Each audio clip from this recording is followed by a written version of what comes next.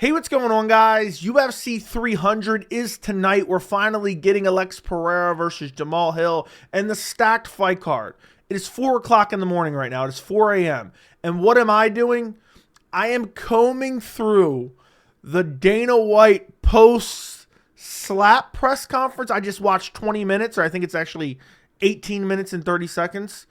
And I got you all the notable details that you're going to want to know. Talks about a major announcement coming to UFC 300. He kind of confirms a date for Conor McGregor's return.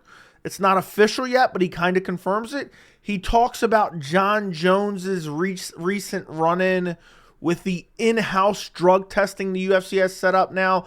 That's headed up by a guy that was on 60 Minutes twice in George Piro.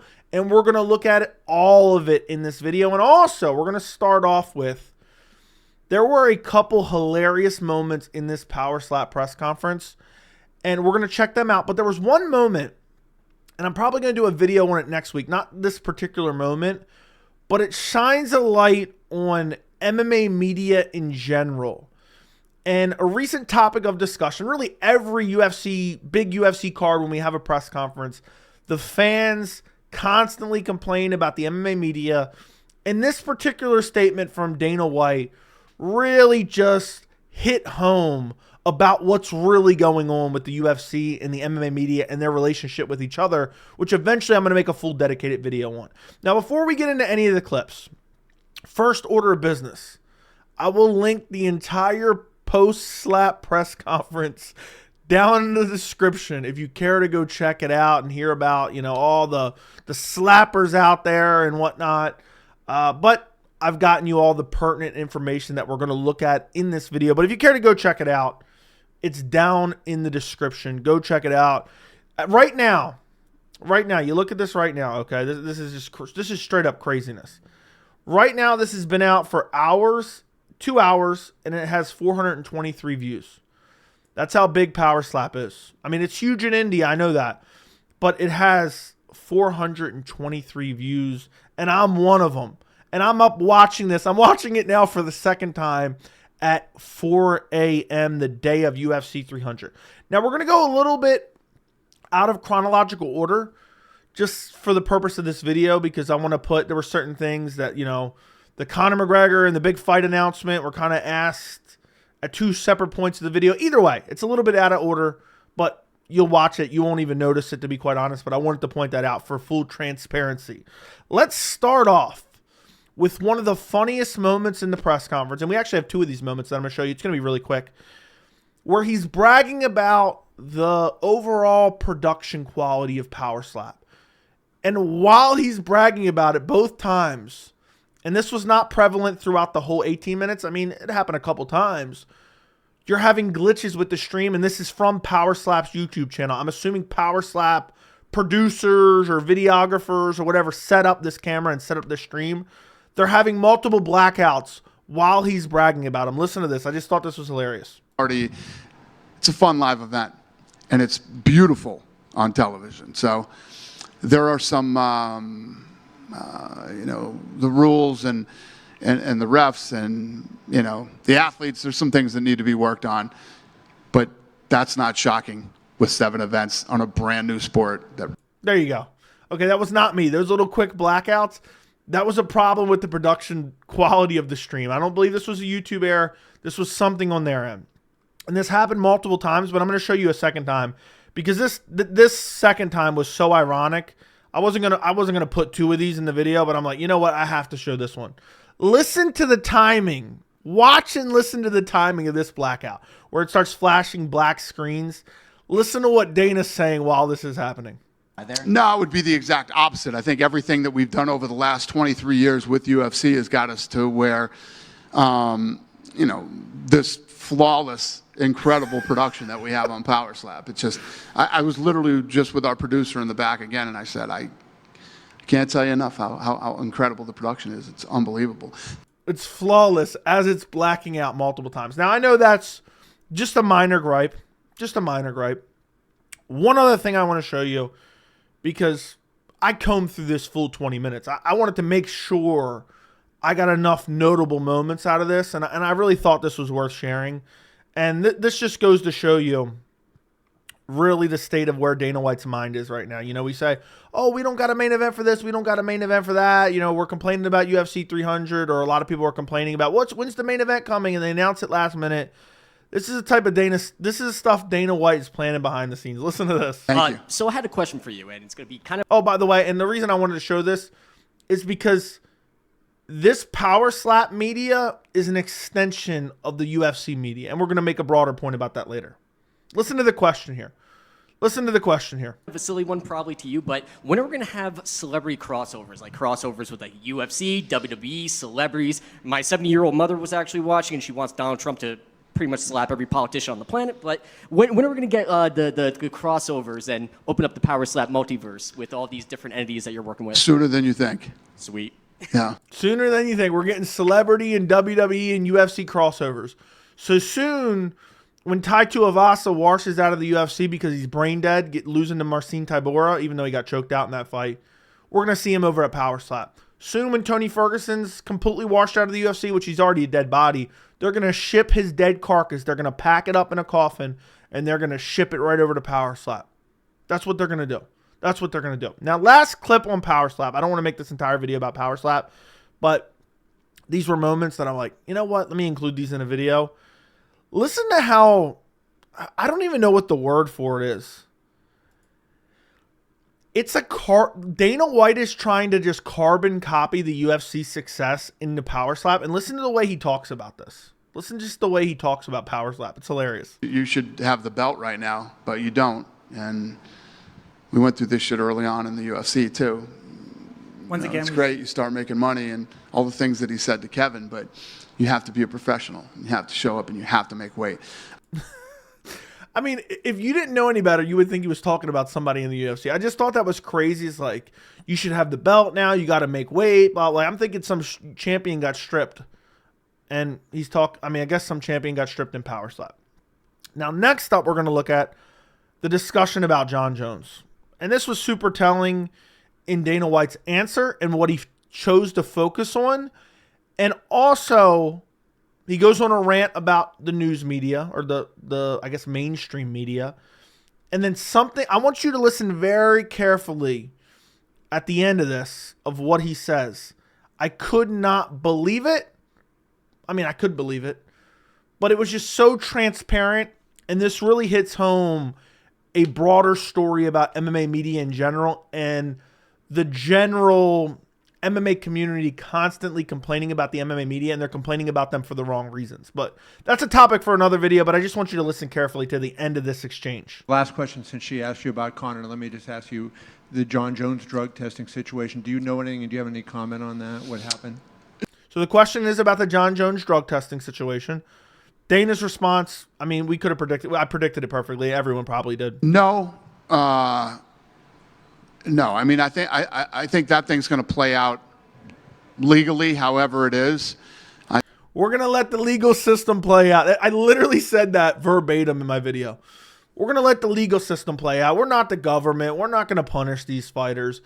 Now, my analysis of the current information we have regarding Jon Jones, it's a little bit shaky that he committed any crime. There's an investigation. If the investigation finds that he committed a crime, I want him charged and prosecuted to the fullest extent of the law. But at the end of the day, it's very shaky if he even committed a crime. But Dana White says we're going to let the legal system play out, and then listen to what he says next. I think you saw that he posted footage. But again, the fact that anybody posted, NBC News posted that he was arrested. NBC News, we're not talking about fucking, one of these .coms. It's just, I don't know, man, it's crazy. You know how I get about this stuff. But when NBC, anybody in this room wants to hear what I have to say right now, that I promise you. NBC News. So instead of he has no comment on what Jon Jones potentially did. I mean, think about that. Even though, again, my analysis of the current evidence is that it's very shaky that Jon Jones did anything other than be rude. There's no evidence right now presented to us that he committed a crime. And Dana White takes the question, and because he's mad about the question, and he shows that in a second, The answer is, can you believe NBC News, what they said in a tweet or a headline? I think they said Jon Jones was arrested, which was untrue, but then they came out and corrected it, which was wrong. They should have made sure they were correct before they posted that, which is true. But no comment at all other than NBC News. And listen to what he says at the end of this exchange, because the person who asked this question was none other than Kevin Iole. Kevin Iole seems like, he's been pushing the envelope a little bit. He's been pushing Dana a little bit. I told him previously when he did an interview where he pressed about Conor, I said, watch it, Kevin. You're walking on thin ice. Dana White points it out right here. But when NBC News is doing it, fucking wow. But anyway, shouldn't ask me that question, Kevin. Go ahead. Dana over here. I know we're only on. You shouldn't have asked me that question, Kevin, and then cue a massive shit-eating grin. Massive shit-eating grin. I'm going to make a video about this in the future, hopefully the near future, hopefully next week, because I consistently see people complaining, and I agree with them wholeheartedly. The MMA media sucks, and the MMA media is horrible, and the questions the MMA media is asking is horrible. I've been beating that drum since day one. I mean, here I am watching a power slap post-slap off or post-slap press conference at past 4 a.m. on the day of UFC 300. Okay, I hate the MMA media's questions. But the blame ends up on the MMA media and not what produces that MMA media. What produces that MMA media is Dana White in the UFC. This is by design, okay? This is not a flaw. This is not a bug. This is by design, because Dana White and the UFC want nothing but sycophants in the MMA media. But again, I'm going to make another video about that in a broader topic. But you hear him? You shouldn't have asked me that question, Kevin. You're really grinding my gears, Kevin. You're only supposed to talk about power slap and a slap off and slap 7 and truck driver and Wolverine going at it. Watch your step, Kevin. So Kevin asked the question. Applause for Kevin Iole. Go subscribe to his YouTube channel. Go search him up. He's starting to push that envelope a little bit. I like it a lot. Now, this next question, and I don't think I actually, in the timestamp here, I don't remember exactly where I did the timestamp, but I believe I cut out the actual question because Dana White was like, what? I can't hear it and this and that. Basically, she uses power slap. Oh, there's a power slap event in June. Is that going to coincide with International Fight Week? And could that potentially be Conor McGregor? That's essentially the question, okay? Because the reason they're having Power Slap 7 on Friday, the day before UFC 300, is because they draw all the celebs and the influencers. Oh, we're going to give you 300 tickets. We're going to give you 300 tickets. But you got to go to Power Slap too. Dana, how come I never get an invite to Power Slap? Somebody email me. I want to invite to Power Slap 8, but I also want to go to International Fight Week. Okay? I want to go to Power Slap 8 and International Fight Week. But essentially the question is, Conor McGregor International Fight Week Power Slap event coinciding with that, because obviously draw everyone in with Conor McGregor. Of course, they're going to have a Power Slap event right before a Conor McGregor fight to draw all the celebs in to promote Power Slap. 423 likes after a couple hours of being on here. That is the question. Listen to the answer. Yes. International Fight Week will be doing another one, yeah. And could that potentially be a UFC card headlined by Conor McGregor? I saw the post. I don't know what So I did get the question, actually. Dana White saw the post. the Teletubby means, but it could be, yeah. Hopefully. That's what we want to do. Dana, Hopefully that's what we want to do. So that's the first time Dana White has publicly acknowledged that they're targeting Conor McGregor to headline the June 29th International Fight Week, which would now coincide with what Conor McGregor announced on New Year's Day, I believe it was, or New Year's Eve, somewhere around there. Obviously didn't confirm whether or not it's Michael Chandler. I think Michael Chandler's probably watching this. He's rock solid, thinking about the potential of finally fighting Conor McGregor in late June after he left his family in early January.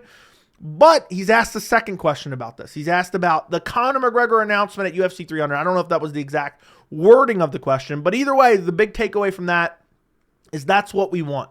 Essentially, we're working out a deal with Conor McGregor to try to get him fighting at International Fight Week on June 29th, because Conor did post a stare down with a Teletubby. I'm not sure the exact context of that. Maybe he's called Michael Chandler a Teletubby before. I don't know. Maybe he's making fun of Michael Chandler for having one dude on his mind. But the next question that was asked, and this actually wasn't even a direct question, to be honest. It was, are there any surprises? Do you have any surprises at UFC 300? Because there's been a lot of rumors. It seems like this drives me nuts, and I hate to go on a tangent before we listen to this clip. Every pay-per-view, the MMA community is like, yeah, there's going to be a massive announcement at UFC 299. There's going to be a massive announcement at UFC 300. There's going to be a massive announcement. And it never happens. Dana White, lackadaisical, announced UFC 300's main event at 298's post-fight presser. It doesn't happen. It's very rare. He just announces it on social media. It doesn't actually matter to him one way or another, okay? It doesn't have to be this, self-aggrandizing announcement. He doesn't care that much, okay? Because he's too invested in Power Slap. But every event, and this may end up happening. There may be a big announcement at 300. Dana White shoots it down. You're going to see it in a second. But I'm so tired of the MMA community making up rumors just based off 2 words. And oh yeah, there's going to be a huge announcement at the press conference. Oh, there's a huge announcement coming tonight. Oh, there's a huge announcement on the pay-per-view, when they very rarely ever do it. I mean, look at Jones versus Gane, one of the biggest fights of last year. Got leaked on a billboard before an event. They didn't even run a promo during the event to announce it, since the secret was already out before they got to the media backstage. It made absolutely no sense. But he's asked, are there any surprises at UFC 300? But us as the MMA community, now I don't indulge in this that much. We got to stop making up these fantasy stories. Oh, there's a huge announcement coming tonight. But let's listen to Dana's answer. No, I don't think there's any surprises. I know what you're talking about. And it's all internet bullshit. It's all internet bullshit. The speculation that there's more to this clip. There's all internet bullshit. Where did that internet bullshit come from? Oh, Dana White. Let's put a screenshot on the screen right now. Let's put a screenshot. Dana White reposted a picture of Conor McGregor with "coming soon" over top of it. So where do you think that came from? That was earlier this week, I believe. Where do you think it came from? Dana White posted on his Instagram story. Internet bullshit? No, I don't think so. That was kind of started by you, Dana. It was started by you. Take ownership of it. When I can honestly sit here right now and tell you we do not have a deal done for the Conor fight. So I know there's lots of rumblings. People expect the fucking place to go black and some big announcement. They're expecting them to walk out. Yes, it's all internet bullshit, like NBC News. All internet bullshit like NBC News. Meanwhile, it's literally going black multiple times on screen. Take away, if the Power Slap production team has ever gotten an Emmy, let's strip it away. Let's strip it away right now. But either way, Dana White shoots down an announcement. I think at this point, just because of the rumors itself, I think if he had an announcement, he's probably going to cancel the announcement. I don't believe there was ever an announcement. There's a chance. I think there's still a chance. But either way, the biggest takeaways from this entire Power Slap, post-slap, I don't even know what it's called at this point.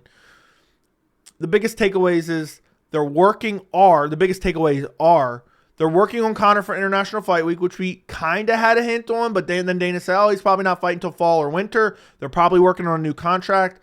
And also, he's shooting down a mega announcement for UFC 300. And if he's being so adamant, I don't feel like it's going to pop up out of nowhere. And he's saying it's all internet bullshit, just like NBC saying Jon Jones got arrested, my heavyweight champion, who's now going to be out for 2 years, is going to come back and fight the dead body of Stipe Miocic, who's been answering phones at the fire department for the last 4 years after getting brutally KO'd and folded like a lawn chair by Francis Ngannou, who left the organization afterwards. He had no comment on that. Those are the biggest takeaways. The production value for Power Slap, at least their YouTube channel, is garbage. They're getting no views. And one last thing I want to talk about, and actually we don't need to look at anything else on here.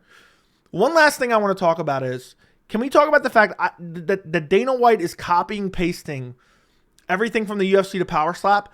I don't even think he's hiring more employees. So basically, you're working at the UFC, and you're working overtime because Dana's like, yeah, I need you to do more for me. I need you to work over here at Power Slap. We don't want to hire any more employees. Imagine how much you hate your life if you're working for the UFC. You kind of mildly enjoy your job. Okay, I'm working hard. I'm a cameraman. And now they're like, oh, we need you to work Power Slap on Friday, and we're giving you extra overtime. You're going to be working Power Slap now. Because that's what he's doing. I don't believe he's hiring any new help. I think he's just copy and pasting UFC. He's talking about celebrity crossovers to the Apex. What an absolute disgrace it seems that Power Slap is. But apparently it's a smashing success. and I'm never going to wish the downfall of anyone's business. So Power Slap 8, I need an invite, Dana. I need an invite to Power Slap 8. Jon Jones, no comment.